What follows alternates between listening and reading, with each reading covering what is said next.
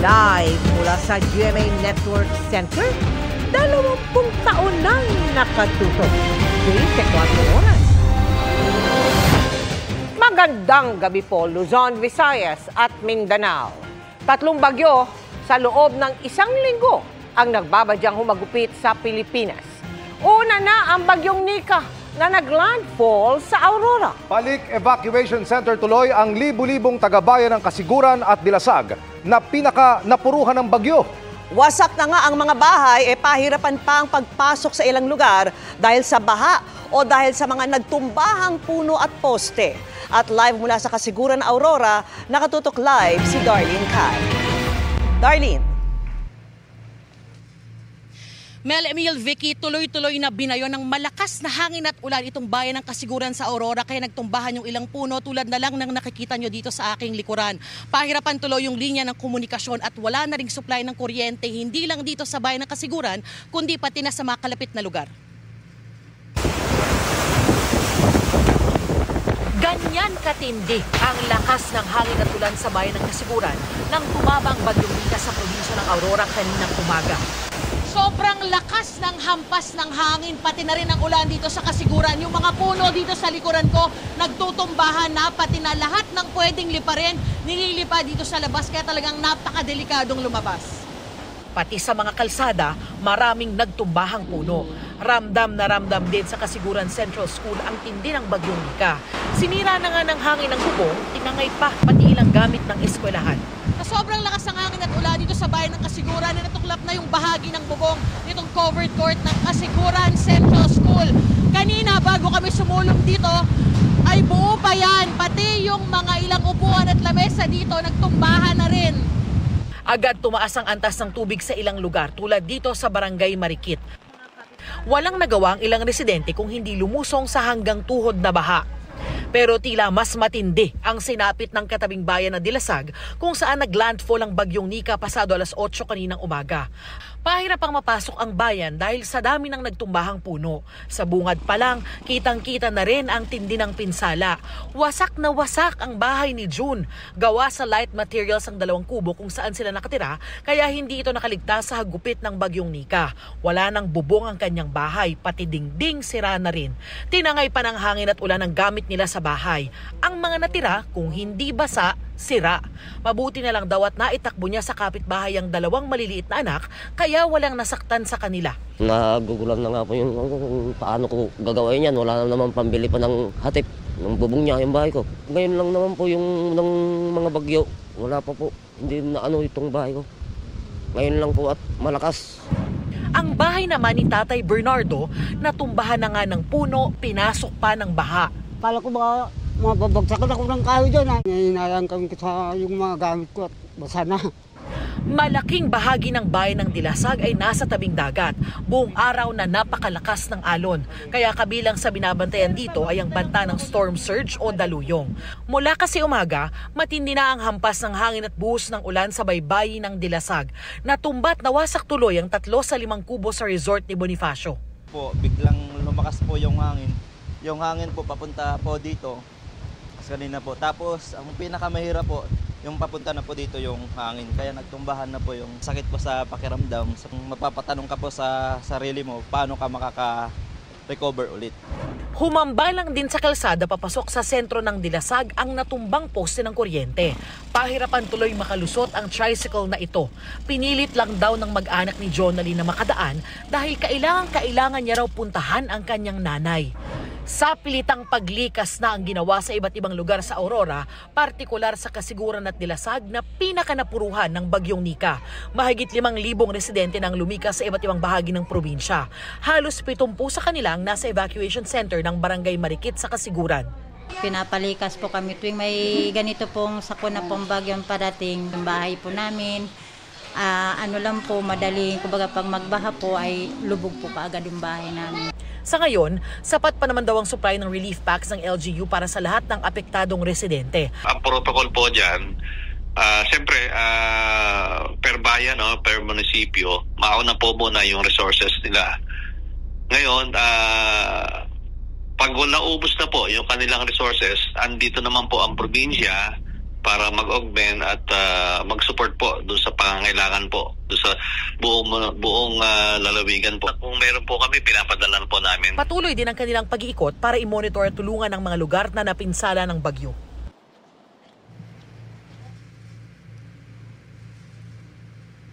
Vicky, nakita na naming nag-ikot yung mga kawani ng LGU para i-clear yung mga kalsada doon sa mga natumbang poste at puno. Nagpapatuloy din yung assessment para malaman kung gaano kalaki yung pinsalang idinulot ng bagyong Nika dito sa probinsya ng Aurora. Sa ngayon po, ayon sa PDRRMO ay wala pang naitatala na nasaktan o nawawala. Vicky.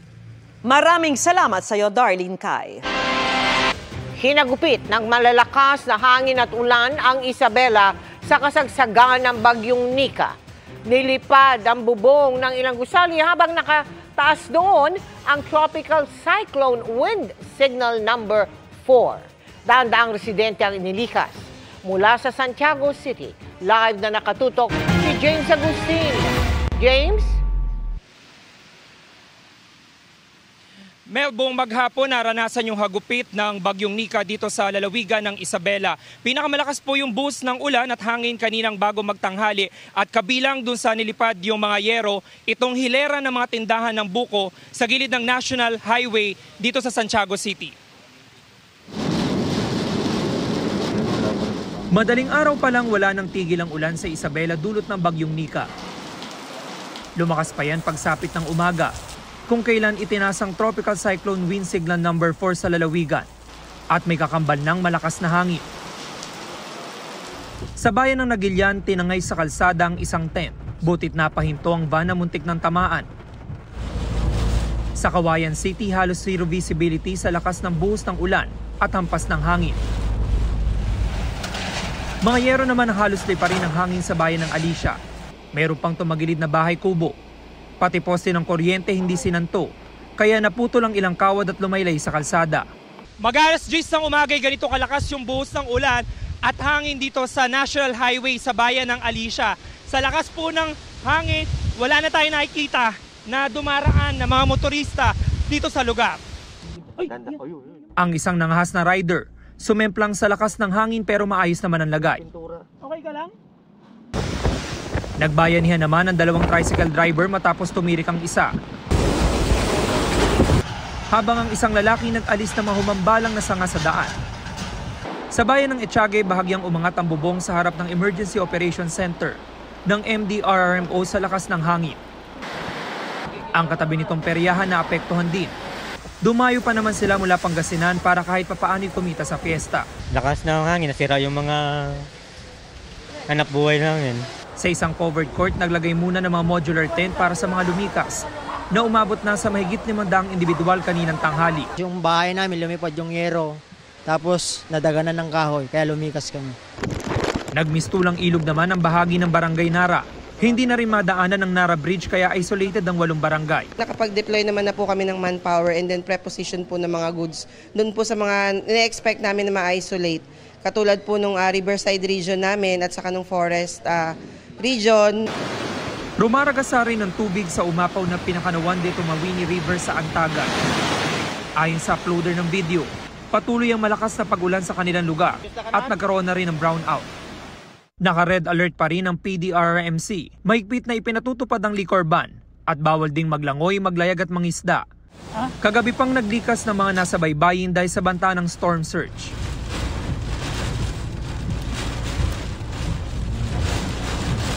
Impormasyon na nakuha natin mula sa Provincial Disaster Risk and Management Council ay umabot na sa 3,700 yung mga pamilya na lumikas sa iba't ibang mga evacuation center. Dito po yan sa buong lalawigan ng Isabela. Katumbas po yan na mahigit sa 11,500 na individual. Yan muna yung latest mula rito sa Santiago City sa Isabela. Balik sa iyo, Mel. Maraming salamat sa iyo, James Agustin. Kababalik pa lang sa kanilang mga tahanan matapos salantahin ng bagyong Marce, pero naglilimas na naman ang gamit ang ilang taga-Tuguegarao, Cagayan. Muli naman kasing tumataas ang baha roon dahil sa bagyong Nika. At yan ang tinutukan live ni Jasmine Gabriel Galban ng GMA Regional TV. Jasmine. Vicky, sa mga oras nga na ito ay mas lalo pang lumakas ang buhos ng ulan dito sa Tuguegarao City sa probinsya ng Cagayan. Mahigpit ang monitoring ng otoridad sa Cagayan River, lalo pat mabilis yung pagtaas ng antas ng Cagayan River. As of 6 p.m., umabot na sa 6.7 meters ang antas ng Cagayan River, lampas na sa alarm level.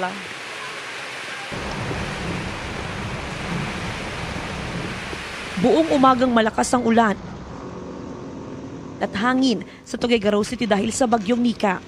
Patong-patong na ang kalbaryo ng mga residente dahil hindi pa nakakabangon sa mga nagdaang bagyo. Si Aling Encarnacion na 3 araw pa lang na nakakabalik sa kanilang bahay, muli na namang nag-aayos ng gamit para hindi maabot ng baha. Binaha na sila ng umapaw ang kalapit na ilog dahil sa naunang bagyong Marce. Inaabangan lang namin yung tubig, ma'am. Pag alam naman namin kung maaapot dito, tatanggalin lang agad naman yung tubig. Pag alam na namin na hanggang dito na yung tubig, dito, ma'am, alsa balutan na kami. Alisin namin lahat.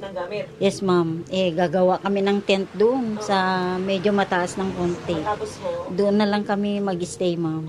Nakabantay na sa ngayon ang otoridad dito sa may Pinakanawan Bridge dahil kapag umapaw ang tubig sa may Pinakanawan River ay babaha na rito sa lugar at hindi napapayagan pang makadaan ang mga motorista dito sa aming kinaroroonan. Inilikas ng ilang residente sa barangay Gosi, Surat Gosi Norte. Maya't mayaring binabantayan ang 11 barangay sa lungsod na catch basin ng tubig mula sa probinsya ng Apayao, Ifugao at Isabela. Natatakot lang ako sa totoo lang dun sa typhoon fatigue na tinatawag nila na baka ang mga tao kaka-ready, mapagod na, no? Biglang mag-relax. So that's going to be a problem for us. Bukod sa mga taga-Tuguegarao, pinag-iingat din ang mga taga-bayan ng Enrile, Tuaw, Solana, Rizal at Piak.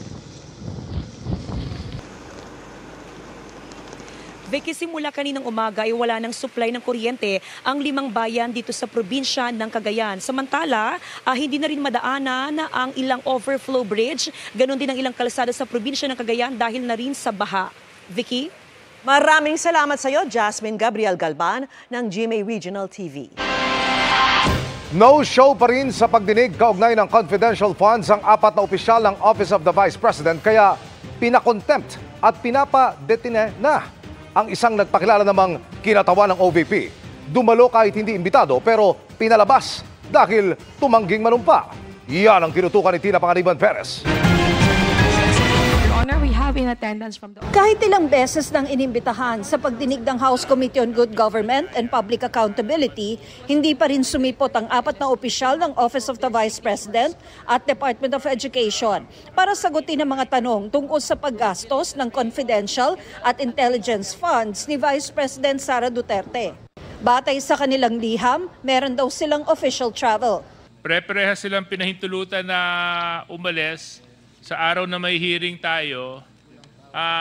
Now, it makes me think that there's actually a malicious intent behind all these reasons and travel orders given to them just so that they can, again, avoid attending today's hearing, Mr. Chair. We find their excuse as unacceptable. Kaya pinakontempt at pinapadetine na sina Attorney Lemuel Ortonio ng OVP Bids and Awards Committee, OVP Special Disbursing Officer Gina Acosta, dating DepEd Special Disbursing Officer Edward Fajarda at dating DepEd Assistant Secretary Sunshine Chari Fajarda. Sinusubukan pa namin silang hinga ng pahayag kaugnay rito. Nasa pagdinig ang nagpakilalang OVP Legal Affairs Division Chief, Attorney Emily Rose Torrentira, na ayon sa kanya ay kinatawan ng Office of the Vice President. Pero sa simula pa lang ng pagdinig, tumanggi siyang manumpa. That's the rule, internal rules of this House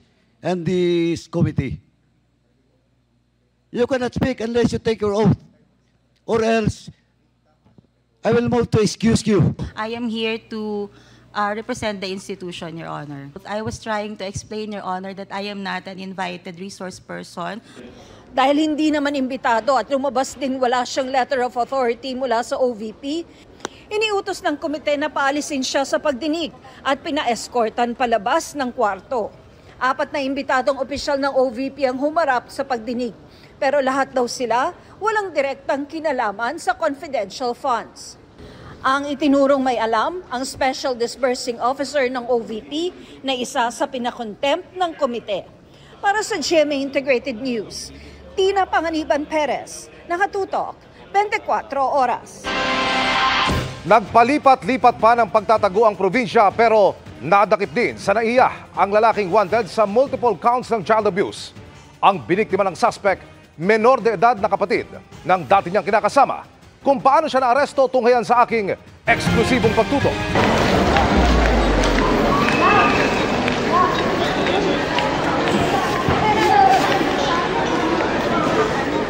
Hello kuya, finally nagkasama na kayo ni ate. Halos daigin ang mga viral video ng eyeball sa airport. Pero ang sinalubong ng babaeng ito sa arrival area ng Ninoy Aquino International Airport Terminal 3, suspect pala na target ng pulisya. At ang kanyang ka-meet up, pati ang kumukuha ng video at maririnig na nagsasalita. Yan, magkasama na si ate, tsaka si kuya. Finally, long distance no more. Parehong undercover police. Ang policewoman na nakaitim ang siyang nag-set ng patibong. So nakipagrelasyon itong ating operatiba dito sa tao. Hanggang sa nagkasundo sila na pwede na lumuwas ng Maynila. Paglabas sa parking lot, saka lumitaw ang iba pang pulis para dakpin ang suspect. Hindi na namin sabi sa warrant of arrest sa kasong action na i-dismiss. Wanted siya sa multiple counts ng child abuse. Nagpalipat-lipat from Cotabato City, Jensan. Ang biktima umano niya, 12 anyos na babaeng kapatid ng dati niyang kinakasama. Nauna lagi yung umuwi itong lalaki. Doon sinasagawa yung pamamolestya dito sa 12-year-old na kapatid ng kanyang kalibin. Nagkaroon daw ng lakas ng loob ang biktima na makapagsumbong nang may makausap itong kaanak na nakapansin daw ng hindi normal na kinikilos ng biktima. No comment ang suspect sa krimen. Para sa GMA Integrated News, Emil Sumangil, nakatutok 24 oras. Good news naman sa mga naka-work from home, pinalawig pa ang pagbibigay insentibo sa mga kumpanyang nagpapatupad niyan. Laman niya ng bagong lagdang Create More Act na magpapababa rin sa corporate income tax ng mga negosyo. Nakatutok si Ivan Mayrina. Bunga ng mga konsultasyon sa mga negosyante abroad sa ilan niyang biyahe. Ang nilagdaang bagong batas si Pangulong Bongbong Marcos kanina, ang Corporate Recovery and Tax Incentives for Enterprises to maximize opportunities for reinvigorating the economy o Create More Act. Para mahikayat pa silang piliin dito mamuhunan, ibababa ng batas ang corporate income tax sa 20% na lang mula sa dating 25%. Through this law, we seek to attract both domestic, and this is an important point, both domestic and global investments, focusing on strategic industries that will shape our future. Sisimplihan din ng batas ang pag-refund ng VAT, pati documentary requirements at local taxation. At para magmura ang gastos sa manufacturing, dinoble ang deductions para sa gastusin sa kuryente. Pati mga manggagawa makikinabang, hindi lang dahil sa posibleng dagdag trabaho kung dumami ang namumuhunan. Pananatilihin ng Create More ang tax incentives sa mga kumpanya nagpapatupad ng work from home arrangement para sa kalahati ng bilang ng mga tauhan. Ang mga incentive na yan matatanggap sa loob ng 27 taon mula sa dating 17 taon lang. Ayon kay Presidential Advisor and Foreign Investment Secretary Frederick Go, ngayon pa lang may mga nagpapahayag na ng interes na mamumuhunan sa sektor ng renewable energy, shipyard building, pati electronics at steel production. Iniakda ang Create More Act ni Senador Sherwin Gatchalian at Mick Zubiri sa Senado at Congressman Joey Salcedo naman sa Kamara. Para sa GMA Integrated News, Ivan Mayrina, nakatutok, 24 oras.